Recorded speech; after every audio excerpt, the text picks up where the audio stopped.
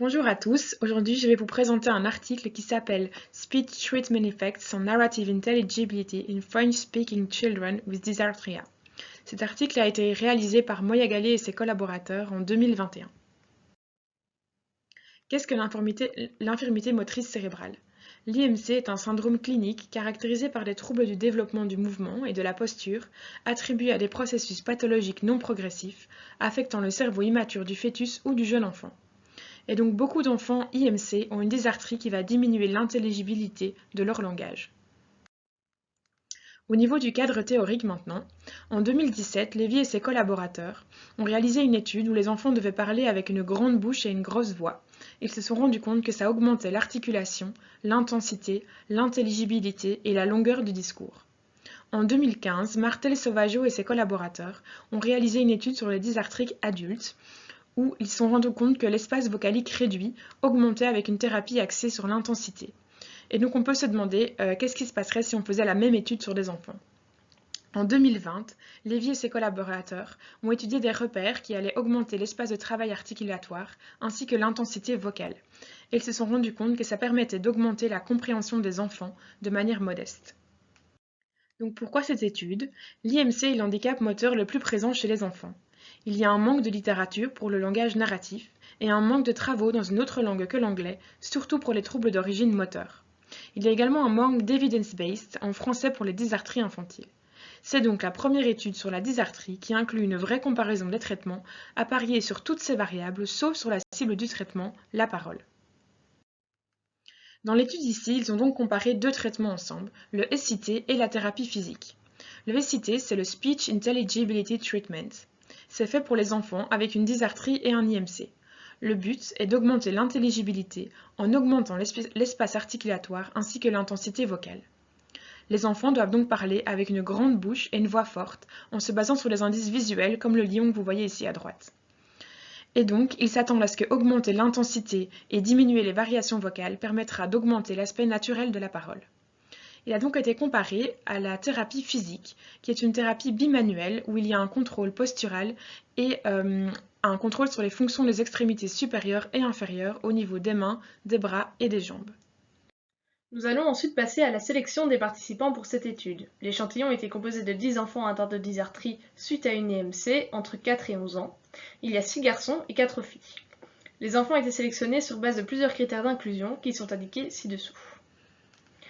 En ce qui concerne la procédure de l'étude, il faut savoir qu'elle a été menée dans le cadre d'un camp d'été à Bruxelles.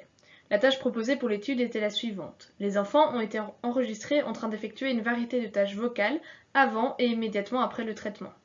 Comme l'étude porte sur le langage narratif, le matériel utilisé était 7 cartes séquentielles qui décrit une histoire adaptée à leur âge. Les enfants ont ensuite été répartis au hasard entre la thérapie SIT et la thérapie physique que l'on appellera TP.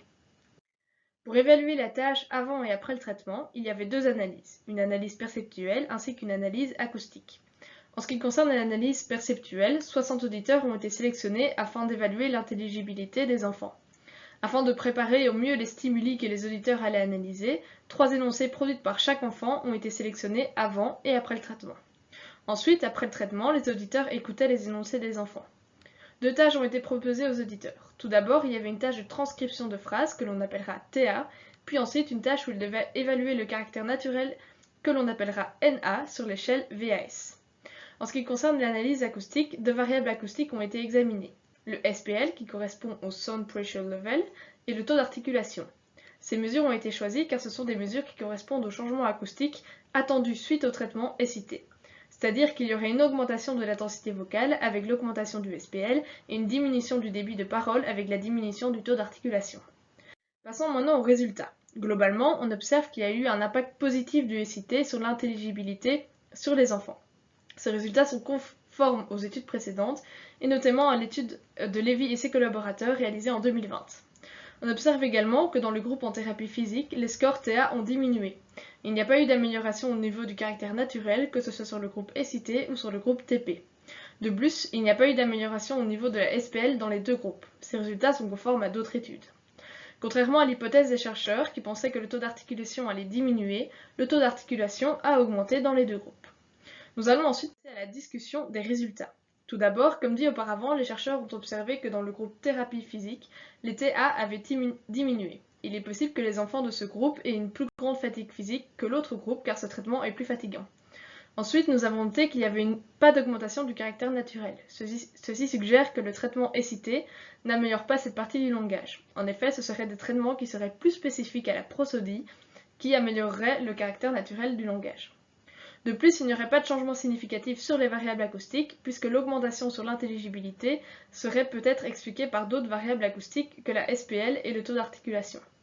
Il a également été observé qu'il y avait beaucoup de différences individuelles dans les deux groupes, mais ceci est normal car ces différences sont largement observables dans les performances des enfants atteints de dysarthrie.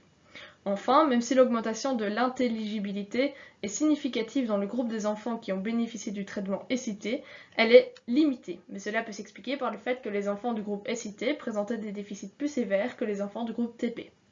Pour la critique de l'étude, je vais vous énumérer les points forts ainsi que les limites de l'étude. Tout d'abord, pour les points forts, la conception de l'étude a été rigoureuse, il y avait un bon contrôle des billets, et enfin, l'utilisation d'une histoire narrative a augmenté la validité écologique de l'étude. Passons maintenant aux limites. Alors, bien que l'utilisation d'une histoire narrative était une bonne chose, cela représente quand même une limite, puisque cela induit la perte de contrôle expérimental. Les effets de l'indice grande bouche sur les caractéristiques spectrales des voyelles doivent encore être examinés, et une dernière limite est que l'échantillon de cette étude était petit. En conclusion, même si cette étude est une étude préliminaire et qu'elle présente un petit échantillon, les résultats sur le traitement SIT fournissent des preuves encourageantes sur les capacités des enfants IMC atteints de dysarthrie à améliorer leur intelligibilité narrative. Il faut bien sûr faire des recherches supplémentaires pour pouvoir proposer cette prise en charge pleinement et notamment sur les variables acoustiques.